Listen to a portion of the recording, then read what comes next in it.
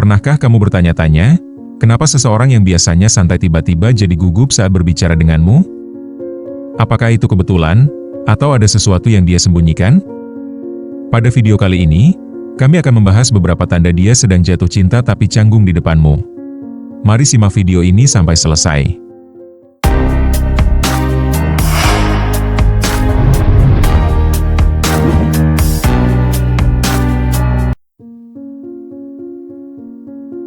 Di zaman sekarang, banyak orang yang jatuh cinta justru menunjukkan perilaku yang tak biasa, bahkan bertolak belakang dengan perasaannya.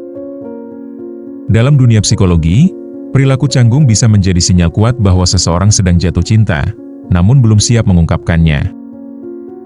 Ketika perasaan muncul, otak kita memicu serangkaian reaksi emosional dan fisiologis yang seringkali membuat kita bertindak tidak seperti biasanya.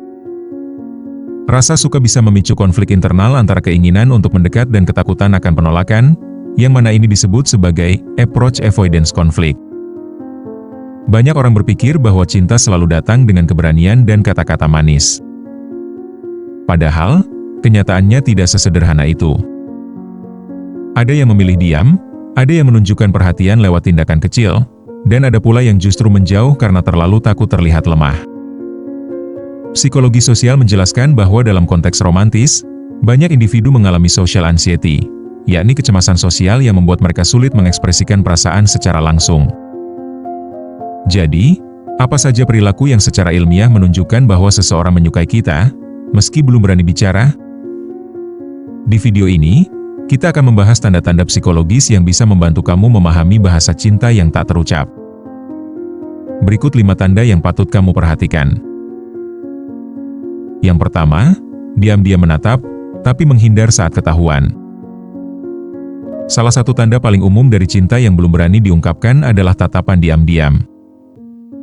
Dia sering memperhatikanmu dari jauh, namun saat kamu menyadarinya dan menatap balik, dia langsung mengalihkan pandangan. Dalam psikologi, ini disebut sebagai approach avoidance conflict, yakni dorongan untuk mendekat karena tertarik, namun juga dorongan untuk menjauh karena takut akan penolakan atau rasa malu. Contohnya, kamu mungkin merasa ada seseorang yang selalu memperhatikanmu saat di kelas, kantor, atau tempat nongkrong. Tapi setiap kali kamu mencoba memastikan, dia sudah berpura-pura sibuk dengan ponsel atau berbicara dengan orang lain. Ini bukanlah kebetulan, tapi ini adalah bentuk ketertarikan yang belum siap untuk diungkapkan secara verbal. Menurut teori keterikatan, orang dengan gaya penghindaran atau avoidant attachment cenderung menahan ekspresi emosional mereka karena takut terlihat lemah atau terlalu terbuka. Tatapan diam-diam adalah cara mereka menjaga jarak emosional sambil tetap terhubung secara visual. Ingat, keadaan cinta yang paling dalam justru memilih diam, namun tetap ada rasa yang dalam. Yang kedua, gugup saat berbicara, padahal biasanya percaya diri. Perubahan perilaku yang drastis saat berbicara adalah indikator kuat bahwa seseorang sedang berjuang dengan perasaannya. Orang yang biasanya percaya diri bisa berubah menjadi gugup, gagap, atau bahkan terlalu banyak bicara saat berhadapan dengan orang yang dia sukai. Ini adalah reaksi dari sistem saraf simpatik yang aktif saat seseorang merasa terancam secara emosional, bukan karena bahaya fisik, tapi karena risiko sosial seperti penolakan. Misalnya, seorang teman yang biasanya santai dan humoris, tiba-tiba jadi pendiam atau bicara terbata-bata saat kamu ada di dekatnya. Dia mungkin mengulang kata-kata, tertawa berlebihan, atau menghindari kontak mata. Ini bukan karena dia tidak nyaman denganmu, tapi justru karena dia terlalu peduli dengan kesan yang dia berikan. Dalam psikologi sosial, fenomena ini disebut sebagai impression management, yakni usaha seseorang untuk mengontrol bagaimana dia dinilai oleh orang lain. Ketika rasa suka hadir, tekanan untuk tampil sempurna meningkat, dan ini bisa memicu kegugupan. Yang ketiga, memberi perhatian kecil yang konsisten tapi tidak terlihat. Perhatian kecil yang konsisten adalah bentuk cinta yang tidak mencolok. Dia mungkin tidak pernah mengatakan, "Aku suka kamu," tapi selalu memastikan kamu pulang dengan aman, membawakan makanan favoritmu, atau menanyakan kabarmu saat kamu terlihat lelah. Dalam psikologi, ini disebut sebagai indirect expression of affection, yakni ekspresi cinta yang tidak langsung, tapi tetap bermakna.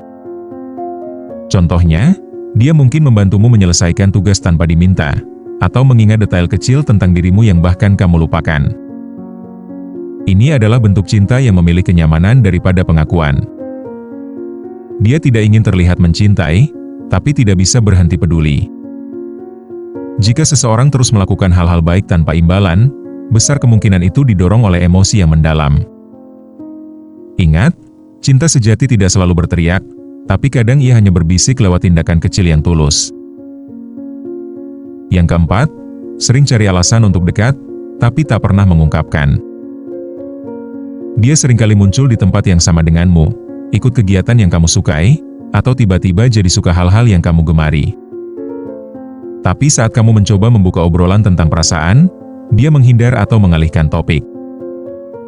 Ini adalah bentuk proximity seeking behavior, yakni usaha untuk mendekat secara fisik tanpa membuka diri secara emosional. Misalnya, dia tiba-tiba ikut komunitas yang kamu ikuti, atau selalu duduk di dekatmu saat rapat. Tapi saat kamu bertanya apakah dia suka padamu, dia langsung tertawa dan bilang kalau kamu itu gede rasa banget. Ini tentu bukan penolakan, tapi ini suatu bentuk pertahanan diri darinya. Dalam psikologi perkembangan, perilaku ini mirip dengan anak-anak yang mencari kehadiran orang tua saat merasa tidak aman. Orang dewasa pun melakukan hal serupa saat jatuh cinta tapi belum siap mengungkapkan, sehingga mereka selalu mendekat, tapi tidak membuka diri. Yang kelima, cemburu diam-diam saat kamu dekat dengan orang lain.